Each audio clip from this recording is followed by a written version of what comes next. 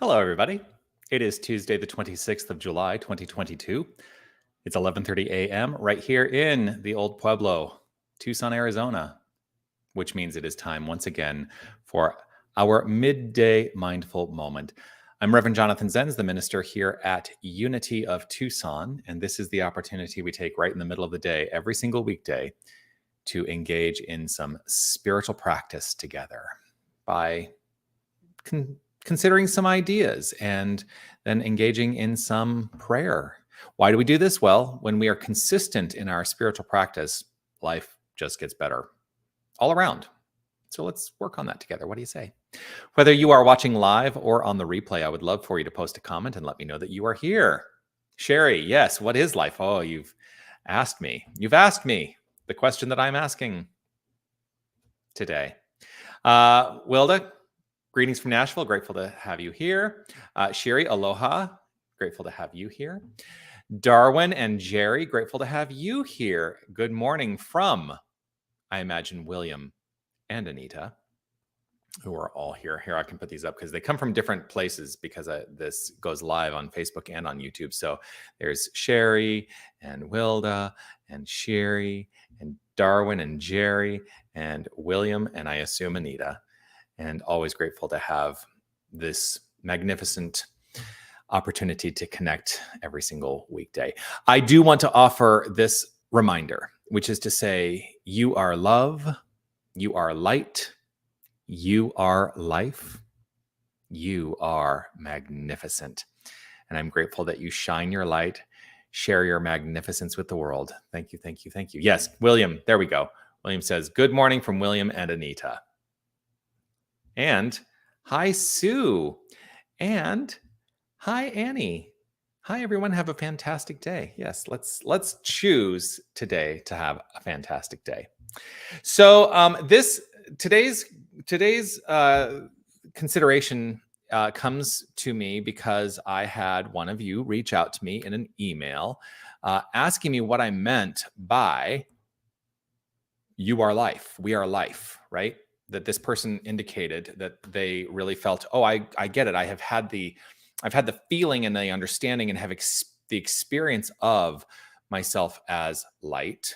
I've had the feeling and the experience of myself as love, but I don't know necessarily what it means, life. And so there was a question about that and asked me, there was a request that I actually clarify this. So I'm going to talk a little bit about what is life. And we treat that word. Now, here's the thing. Here's the thing. All right. See, when I take the glasses off, there's something coming up that's happening for me. All right. The thing about language is we use language in ways that ultimately may be very clumsy to express our meaning because language is limited and the constructs and the concepts that we talk about ultimately are unlimited. I've had people ask the same question.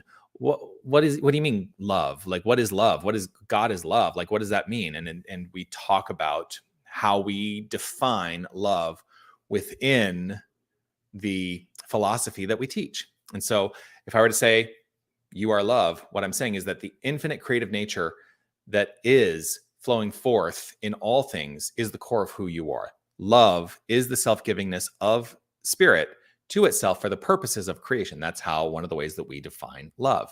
And so the question came up, what is life? How can you say, I am life? Sherry says the person who used to love his dictionary, right? Well, remember, dictionary, what did I say about the dictionary is that it is, what was the word? What were the words that I used? It is not prescriptive, it is descriptive. And so we're doing the best to describe the words that we utilize. And it is not a prescriptive. It does not mean that they're set in stone. And the nature of meaning changes. So we're talking about how are we defining life. Now I'm going to get to it. So if I go to the Revealing Word, which is a dictionary of metaphysical terms as set forth by Charles Fillmore. Charles Fillmore wrote about life this: life, That expression of being, capital B, and I'm going to talk about that in just a moment, that expression of being which manifests as animation, activity, vigor. And he goes, it's a rather lengthy definition, but I always go to that first sentence. That expression of being which manifests as animation, activity, vigor. So what I take from that, how I understand that, is that when we talk about the expression of being with a capital B, we're talking about the infinite nature, the infinite universal spirit. We're talking about God, beingness, the infinite beingness of all that is. Whenever it's capitalized, that means something. When you read these kinds of books that are written by metaphysicians and people in the New Thought movement, if a noun is capitalized, it's talking about the macrocosm as opposed to the individualization, the microcosm. So that expression of being, that expression of the God essence, which manifests as animation, activity, and vigor. So it is the animating force of all that is. That's what we're talking about when we talk about life. Now, life also exists at the subatomic level. In fact, if you look at it, everything has energy and vibration. Everything is energy and vibration at the subatomic. And so everything has some degree of livingness to it. Everything has some degree of expression of life. So even the things like my no drama llama, I love my no drama llama cup. While traditionally scientists would say this is devoid of life in the way that science defines life, there is a livingness to this because at its subatomic core, it's energy and vibration. And so everything is alive in the definition that we utilize to describe life in New Thought. I would say everything is alive. Everything has livingness. The degree to livingness is the way that it shows up animated in this world. Remember, he writes, the expression of being which manifests as animation, activity, and vigor. And so the activity and the animation of this is less than, in our perception, the animation and activity and vigor of us. That's how we perceive it. But everything at its core is alive. So when I say you are life, you are the animation, you are the activity, you are the vigor of the infinite, you are divine life expressing in its fullness, as everything truly is. But the nice thing about the way we approach it is that we get to be directive in that. Now, because I couldn't let this go, I wanted to go and look and see what Ernest Holmes wrote about life. And in the glossary of The Science of Mind, which is the dominant book used in the religious science side of New Thought, and again, it's an incredibly long definition. I'm going to start with 5 words. The animating principle of being. The animating principle, capital P, principle of being, capital B, being. He basically is saying the same thing as Charles Fillmore. The animating principle of being are the first 5 words in that description. He goes on to say that inner something that makes everything live. Well, you can't use the word to describe. Anyway, life is that which lives, and the power is the energy with which it operates. Considering life and power is a combined unity of causation, we see that they constitute the underlying basis of all manifestation, visible and invisible. So it is that essence of animation at the core of all that is. Like I said, we get to be directive in that because the way we perceive it, we are perhaps a greater expression of that animation than, and I'm going to keep going to it, my no drama llama cup. I know I'm trying not to show the coffee stain in there, but it's a no drama llama cup. It has life, force, energy. Otherwise, it would not exist. So I hope that answers the question. Remember, you can always send questions through. I will remind you that if you ever have questions, you can send me a message at revjonathan@unitytucson.com. A great way to connect. But right now, what I would love for us to do is to settle into this moment and let us acknowledge and take on the mantle of deepening our understanding of being life, being divinity, being divine life unfolding, and that we are utilizers of the directive of life, the direction and the directive of life. If it is safe and comfortable for you to close your eyes, I invite you to do so. And I relax into this moment, closing my eyes to allow myself to turn the attention to the inner presence, the inner light, the inner love, the inner life, and the inner activity that is flowing forth as all expression. And as I place my focus on that which is within, I know that all that flows forth is the construct of that inner activity. And so I direct the inner activity in order to inform the outer expression. And I know that this is, for me, a deepened understanding of the way it works, because there is only one infinite power and presence. This is my affirmation.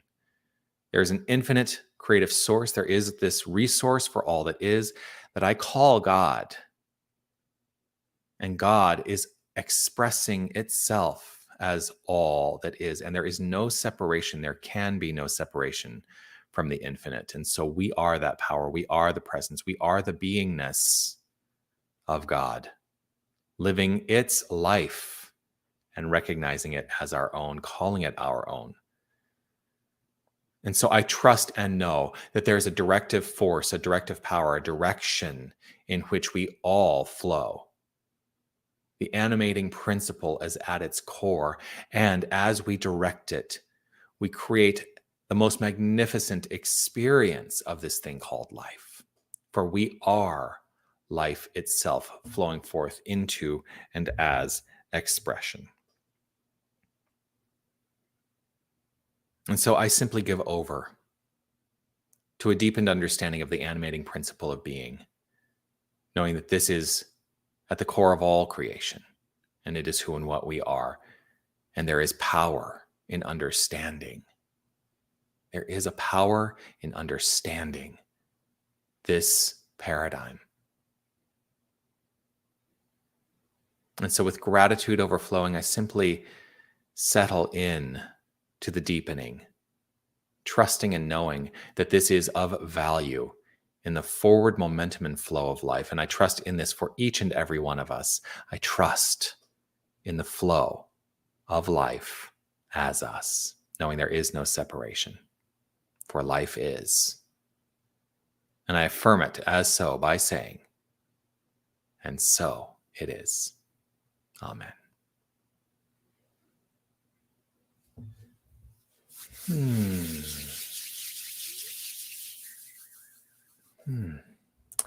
So it is.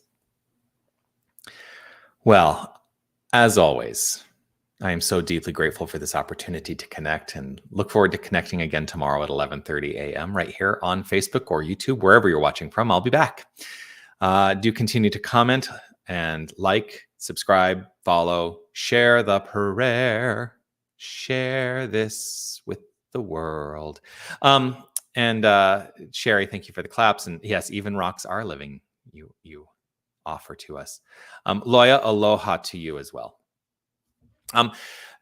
If you are, you know all the jazz, you can check out what's happening here at Unity of Tucson by going to our website, unitytucson.com. There are events that are in person and online. Wednesday prayer service is an in-person experience here in the prayer room. Actually, this week we have a rental in the prayer room, so we're most likely going to be in the sanctuary for the prayer service this week.